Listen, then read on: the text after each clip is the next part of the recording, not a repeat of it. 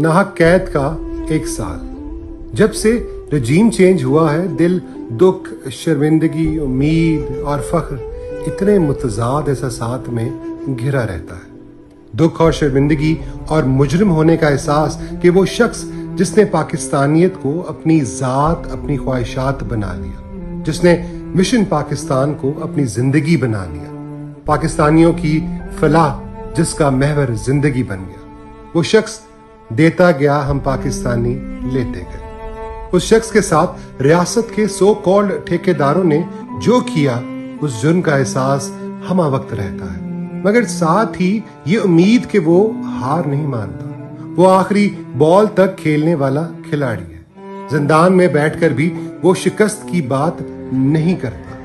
फख्र का एहसास कि पाकिस्तानी मिट्टी ने ऐसा सपूत जना, जो वो कहता है वो ही करता है।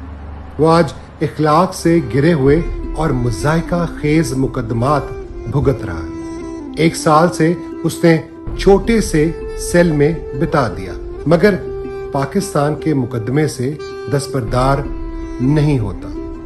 शुक्रिया इमरान खान। पाकिस्तान आपका मकरूज है और पाकिस्तान को आप पर फख्र है।